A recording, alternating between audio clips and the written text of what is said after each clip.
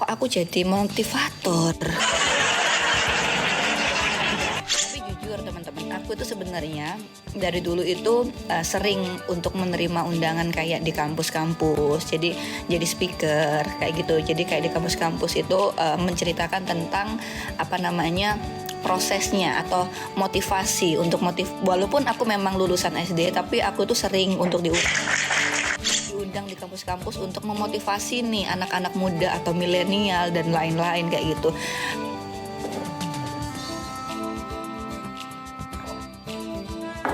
Ya begitulah Rek, kadang aku bisa kepencetnya.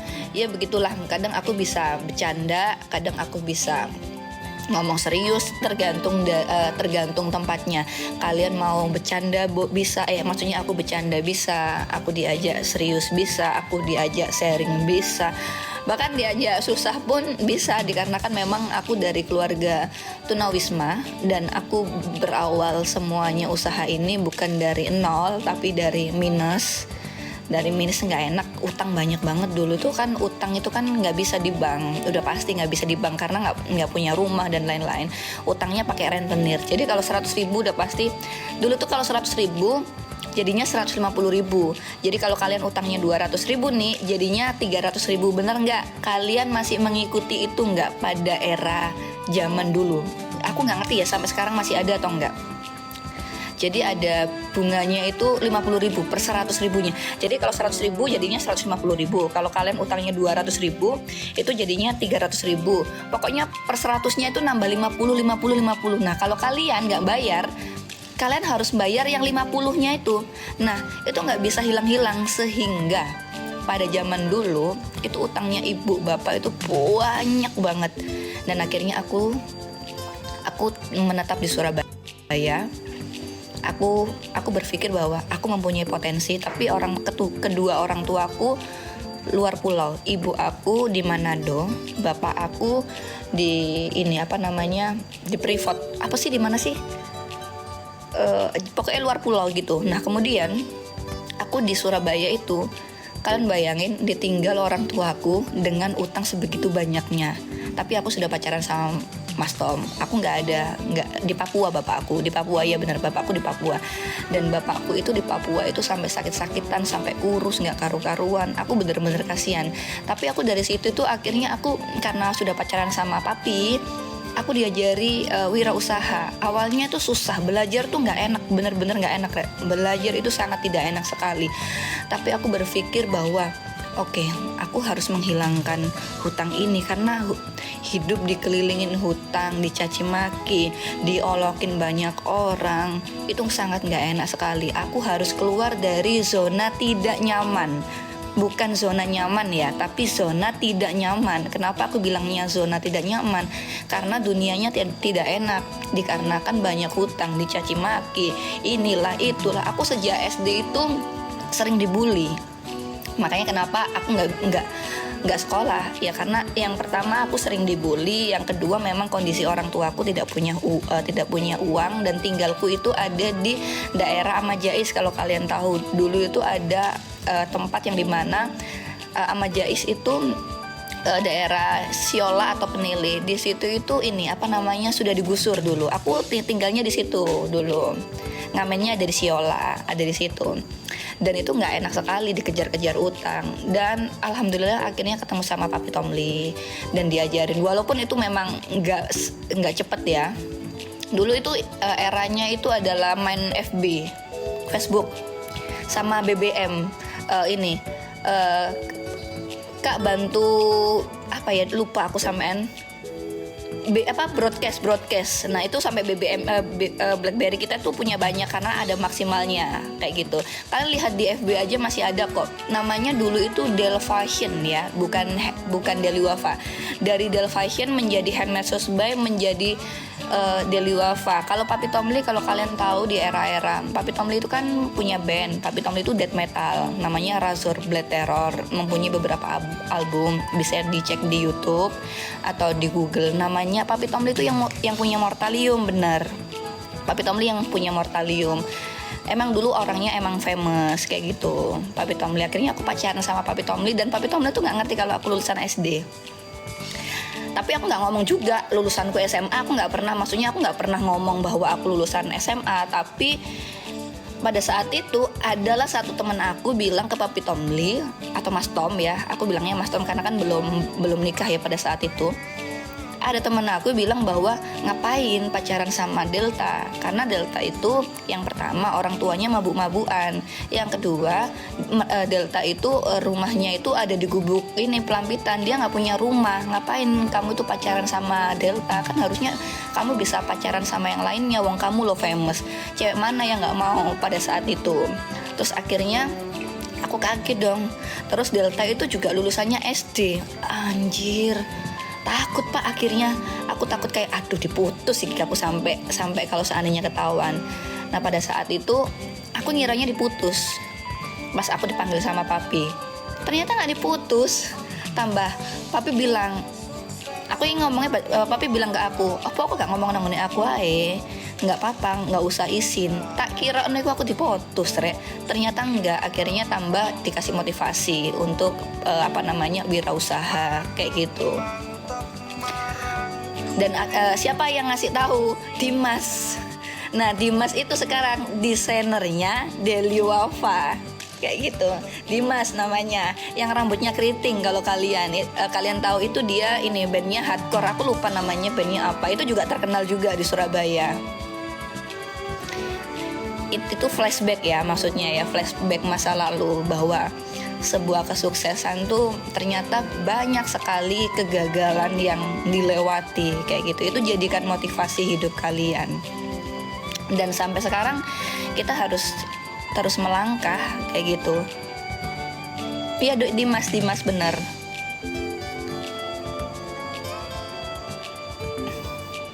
Sebenarnya banyak orang yang pengen untuk bikinkan aku buku. Cuman aku merasa bahwa sepertinya masih belum deh, aku bilangnya kayak gitu. Nanti aja, aku masih belum layak sepertinya, nanti dulu lah.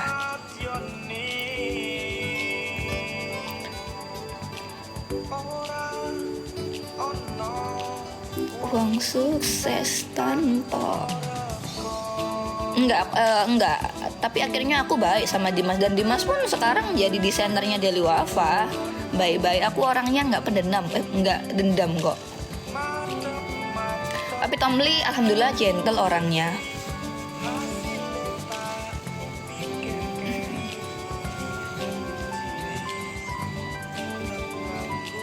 Kalau kenal Roni itu 2023 kalau nggak salah ya. Dulu Komal sama 6 kalau nggak salah, atau 5 orang. Ya aku aslinya Nganjuk, aku dari Nganjuk, kemudian aku lahirnya kan di Nganjuk, tapi cuman beberapa bulan aja. Karena memang orang tua sering tengkar, ibu aku tuh minggat ke Malang. Terus aku beberapa bulan di Malang, ketahuan juga. Akhirnya ya sudah, ketahuan hidup bareng lagi sama bapak. Tengkar lagi, akhirnya ibu minggat ke Surabaya. Ketahuan lagi. Tapi yang namanya jodoh ya udah, mau gimana lagi. Dan apakah ibu sama bapakku pisah? Enggak bisa. Tapi sekarang bapak aku sudah enggak kayak dulu lagi. Aku bukan membuka luka lama, tapi kalau seandainya tidak ada kejadian-kejadian yang seperti kemarin, sepertinya aku tidak bisa ada di titik ini. Justru dengan adanya kejadian-kejadian yang kemarin, atau belasan tahun, atau bahkan sekarang umurku adalah 33 tahun, itu sekarang itu bisa menjadikan aku kuat. Kalau tidak ada kejadian kemarin, gak ada di titik ini seharusnya. Inilah yang akan menjadikan aku kuat. Kenapa aku menjadi orang yang sangat keras sekali? Ya karena aku dari keluarga yang sangat keras. Makanya aku tuh keras sekali orangnya. Tapi aku mencoba untuk tetap, bagaimanapun marwah seorang istri harus nurut sama seorang suami. Aku memang keras, tapi aku mau salah, aku mau benar, aku tetap minta maaf sama suamiku. Karena aku gak mau ngelangkai kepala rumah tangga. Itu kalau untuk prinsip hidupku ya.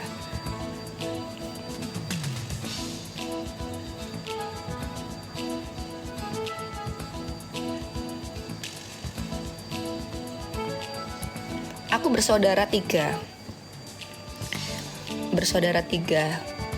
Ini sebenarnya nggak banyak aku share ya. 3 cewek semua. Tapi aku nggak mau share di sini lah.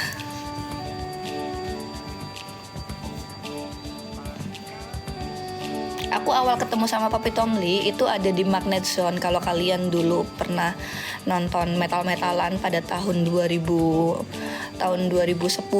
aku sejak tahun 2009 tuh udah jadi penonton kayak metal-metalan, hardcore dan lain-lain kayak gitu. Kayak Itna dulu orang-orang bilangnya itu Kicks, ya bener ya, aku lupa lagi. Nah, ketemunya di Magnet Zone. Nah, ketemunya itu tapi di tahun 2010. Karena sebelumnya aku udah punya pacar, kayak gitu. Nah, pacarku dulu tuh anak HC, hardcore kalau nggak salah ya, tapi saya lupa. Nah, aku nggak begitu punya banyak mantan kok. Nah, setelah itu baru di tahun 2010 ketemu Papi Tomli di acaranya Papi Tomli itu. Di tahun 2010 di Magnet Zone. Ketemu di situ dia yang punya acara dan dia sebagai gestarnya juga. Aku kaget tuh ngeliat orang, ini orang gondrong ya, kecil kayak gitu. Tapi kayak mana? Banyak kali itu yang minta foto sama Papi Tomli. Saya jadi penasaran kan ya. Terus akhirnya ternyata temen aku pada kenal sama Papi Tomli. Terus ya udah kenalan, awalnya kayak ya udah kenalan gitu aja. Terus akhirnya lanjut di Facebook tuh. Udah akhirnya lanjut di Facebook bla bla bla dan lain-lain. Udah nggak sampai beberapa bulan, kayak sebulan aja langsung pacaran sama Papi Tomli. Udah gitu. Dan Papi Tomli tuh tipikal orang yang sangat cuek sekali. Tapi dia tuh selalu sejak pacaran tuh selalu memotivasi aku. Karena Papi Tomli itu dulu itu pas sebelum pacaran sama aku dia sudah berwirausaha. Jadi dia itu dijulukin ini apa namanya, juragan stiker. Kalian cek di FB-nya. Namanya masih ada kalau nggak salah. Tom Razor Blade Terror Juragan Stiker. Jadi dia itu yang bikin stiker-stiker band yang ada di Surabaya bahkan di luar kota sama distro-distro. Banyak distro-distro yang dibikinkan stikernya yaitu dari produksiannya Papi Tomli kayak gitu. Yang stiker yang ditaruh di helm-helm tuh loh. Zaman dulu tuh kan ya di 2009, 2010 kalau helmnya nggak full, kalau helmnya nggak full stiker nggak masuk. Jadi arek-arek kayak ngono. Jadi Papi Tomli rata-rata. Nanti aku kapan-kapan aku iniin ya, aku videoin ya, apa namanya, di Mojokerto itu sepertinya masih ada banyak band yang pernah dibikin sama Papi Tomli. Band-bandnya ada banyak di pintu-pintunya kayak gitu.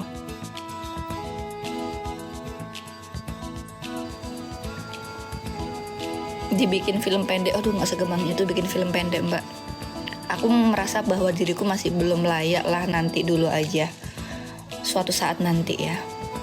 Iya dulu suami helmnya banyak stiker mie, iya benar, pada zaman dulu banyak banget stikernya.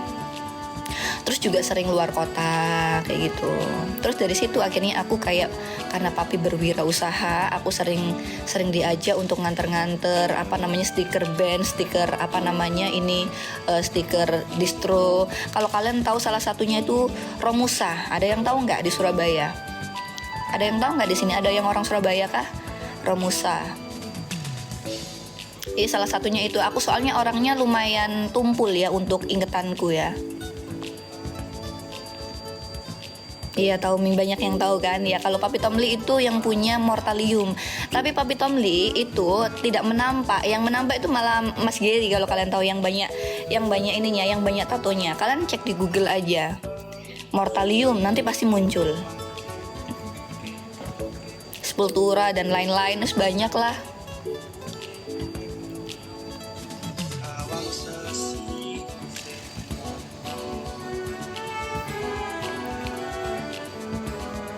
Aku nganjuknya Warujayeng.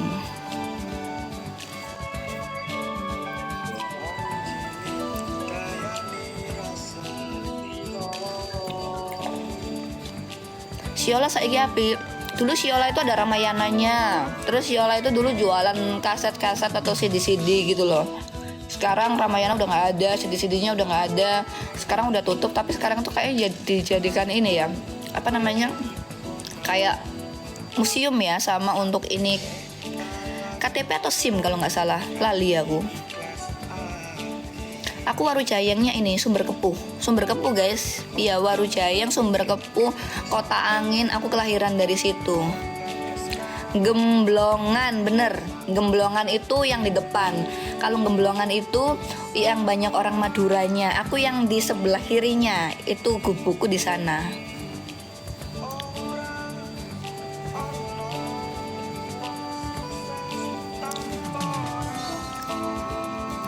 Benar sekali, dulu aku nikahnya itu di Flamingo. Itu pun pakai uang kita berdua. Ada papi tak?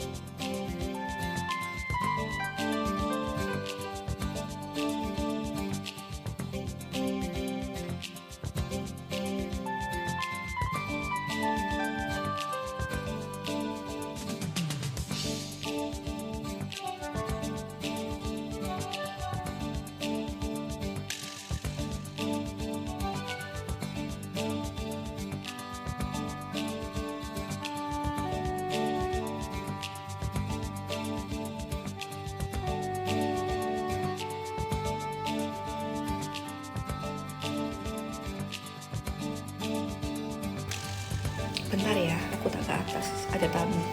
Papi Tomli. Bentar. Tak ganti wifi ya. Tak ganti wifi dulu, bentar.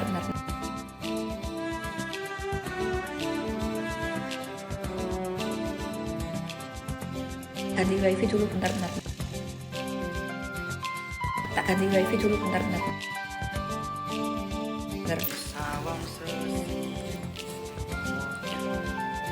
Gorengan tahu semari yo. Semari itu kan dokur.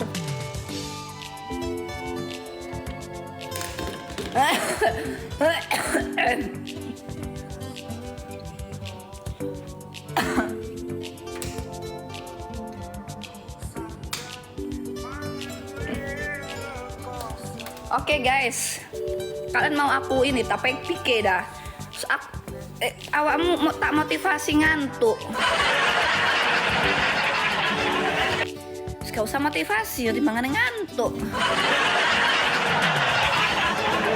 Ngantuk kan ngurungan aku, podo aku dewe ngurungan suaraku yang ngantuk. Orang sami di sawang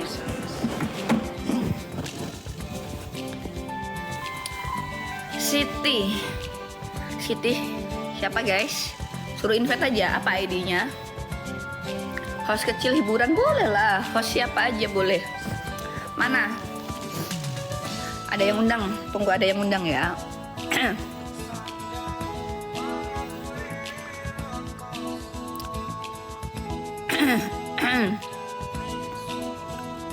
Siti datang, nggak live, nggak ada yang live guys, nggak ada yang live. Mana nggak ada? Apa ID-nya? Atau pakai akun lain? Pakai akun lain dah. Iya, pakai akun lain dah.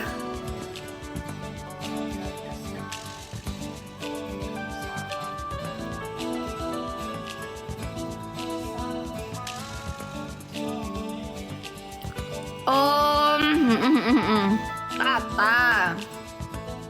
Nggak live, nggak ada di sini. Gak les sampean rek, gak live rek, sumpah rek kono rek. Ini sih enggak sih Tata. Bentar rek. Gak ada guys, gak ada. Genta. Siapa rek?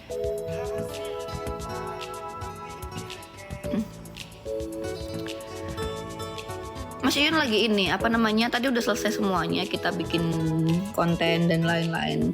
Dia ini soalnya ada endorsan apa ya, mobil apa sih namanya, entah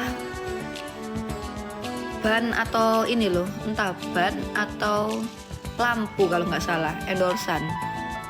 Jadi dia ke sana menyelesaikan tugas endorsannya, kan dari orang Surabaya. Cuman aku nggak ngerti di mana. Nggak ngerti aku endorsannya itu dari apa.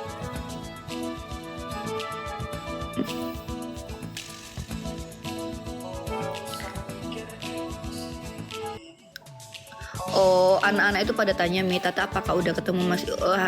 belum tahu aku. Tata pun juga nggak ada ketemu aku pun juga belum. Karena katanya kan masih di luar kota ya, bener ya? Bener nggak? Masih di luar kota kan? Cuman memang Tata nggak ada DM aku.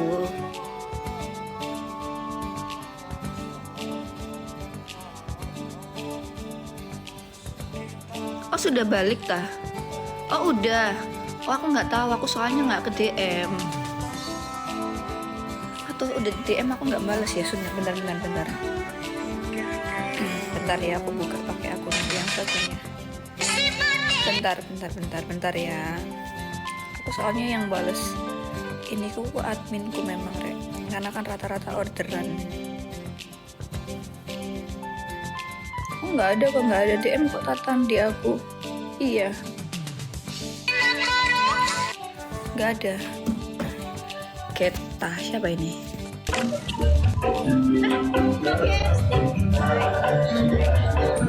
Halo Mami, kita lagi di dapur belum.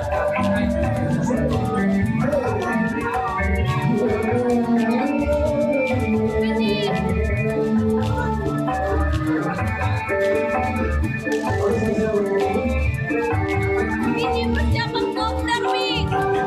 Oh ya Allah. Kalian sorry Rek. Iya, ini semuanya pada di sini anak-anak. Oh iya, salam kenal semuanya. Kapan acaranya? Besok. Besok acara Mami. Oh besok acaranya. Iya, Oh, udah. siapin kue. Kue ulang tahun. Apa sih kue snack? Oh snack. Oh iya. Acaranya ada di mana? Di Kotu. Di kota tua. Kota Tua Jakarta. Iya.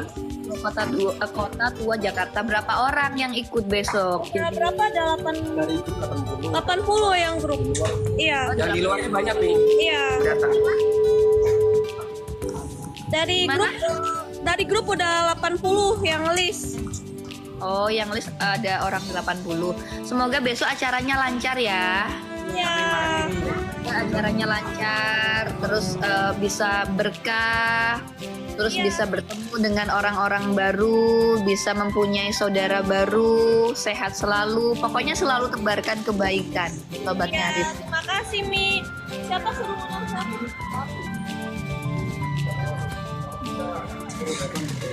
Ini Ya, Mami. Yang di oh, Jakarta ini kamu siapa? sebagai gimana? Yang di Jakarta ada Papi di Jakarta nggak? Tapi di Surabaya. Oh, kirain masih di Jakarta kok. DP, KDP. Coba. Surabaya. Iya. Mi, tolong Mi kasih tahu Mbak Dewi Persik sudah datang tadi. Iya, tapi kan Mbak Dewi kan maksudnya kan ya memang artis sih, cuman kan aku tuh nggak enakan gitu loh. Apalagi kan beliau kan sibuk juga gitu kan. Kalau masih Maris Hakim, Gimana? Mas Irfan Hakim. Kalau aku cuman sekali aja ketemunya, nggak begitu. Tahu Mi. Ini Ya, pokoknya Maaf ya. ya maaf. nggak apa-apa. Semoga suatu saat nanti bisa dipertemukan kayak gitu ya. Semoga acaranya lancar. Ya ini tempatnya udah siapin, kita luas sih di sini. Tuh, yang mau hadir bisa, ini luas nih. Oh iya, buat teman-teman untuk area Jakarta, kalian bisa datang ke Kota Tua besok. Kita udah siapin snack segala macam nih. Acaranya gratis ya. Iya gratis, itu udah ada keluarga Sobat Ngarit Deli Wafa. Mas Iyun, foto Mas Iyun. Iya, acaranya gratis teman-teman. Kalau ada yang mau datang, monggo. Ya. Iya, Geta. Aduh, susah kali namanya. Iya, susah sekali nama kamu aku nyebutnya. Ya itu kan bahasa Bali, nggak cewek Oh gitu. iya, G gitu aja ya, G ya. Ya udah, G, semoga acaranya lancar ya besok ya. Bisa menambah makasih, persaudaraan. Hubungannya. Ya maaf ya, Aman. Nah. Tetap tebarkan kebaikan. Iya. Makasih ya Mami. Ya, makasih juga ya. Assalamualaikum. Bye, terima kasih semangatnya.